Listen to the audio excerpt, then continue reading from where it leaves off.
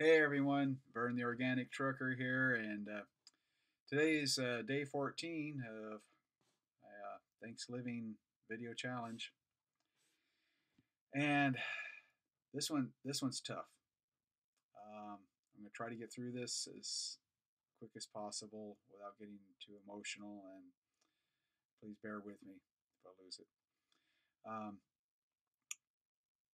I was not expecting this. Today has been a roller coaster emotionally for me. Started off the day learning that I finally made silver in Asante, and just overjoyed with that. And started orientation with Heartland Express up in Richmond. As you can see, I'm not in Richmond. I'm here in Hampton, and yeah, something happened. Um, Went in for my DOT physical to get recertified. My present certification runs out the middle of next month, so it's that time of year again. And for me, it is an annual event because I am being treated for high blood pressure. Have been for 14 years or so, and it's been a long time. So because of DOT regs, I have to have the physical done every year instead of every 2 years. But it is what it is. Um, and I was handed a big shock. For this past year, my blood pressure has been maintaining right around 120 over 70, in that range. The last four exams I've had over the course of the last 6 months have all been really really good. And in fact, we're thinking about getting possibility of reducing or even getting off the blood pressure medication. So today's physical came as a complete shock. Came completely out of left field. Did not see this one coming. And if you've seen my Facebook posts earlier, I reached out for prayers because my initial blood pressure was 148 over 84, and that's too high for DOT regulations. The bottom number was is okay, but the top number, DOT says blood pressure cannot exceed 140 over 90. Mine was 148. So we waited a little while. Yeah, and I knew I was keyed up. I was anxious. Uh, Changing jobs is stressful enough as it is, and then throw on top, being going through a physical to be certified to drive a commercial vehicle is stressful enough as it is as well. So the next reading came as 158 over. That was 158, I think, over 70 something. Uh, it's going in the wrong direction. And the final one was 150 over, I think, 82. And so I said, okay, well, that's, I chalk it up to being nervous, being keyed up, and I could feel the anxiety, you know, uh, welling up in me, and so doctor examined me, and then later hit me with something I wasn't expecting at all.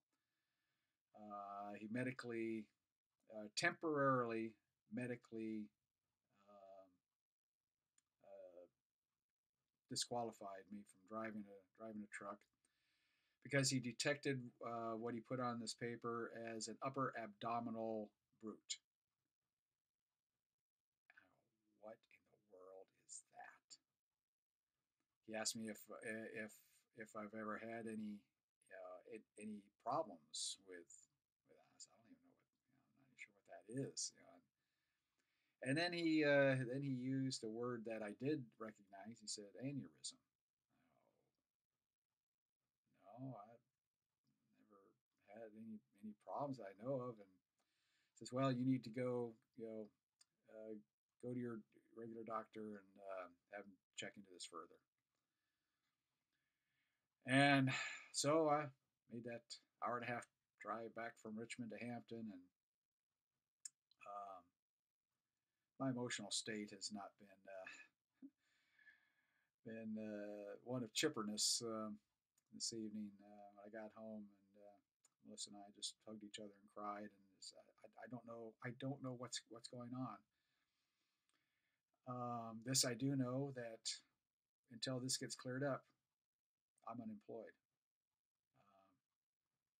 I can't drive a truck, and don't have our home business built up to the point where we can rely on that yet.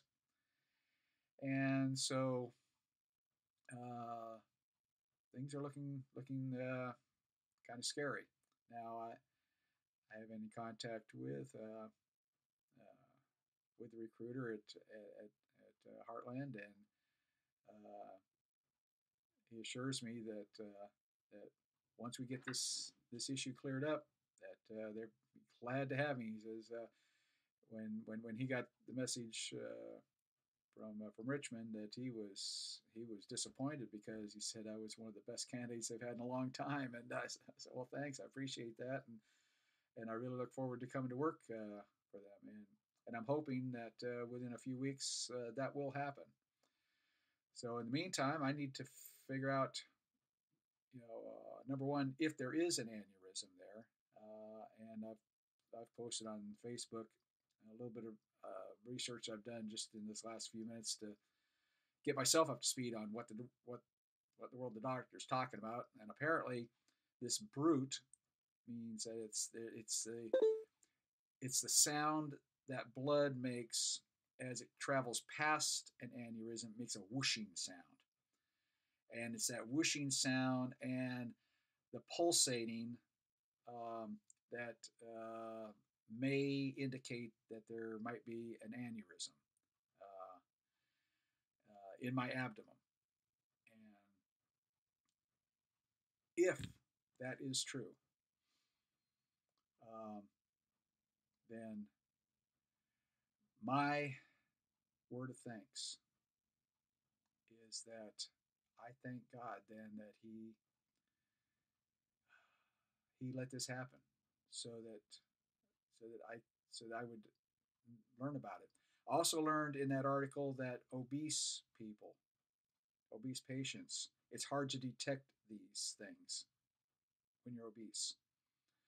When I read that, I lost it once again because, as many of you know,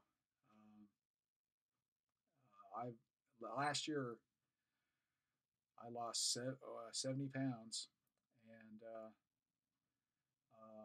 now I'm in the healthy weight range. Had I still been obese, um, they probably wouldn't have detected this.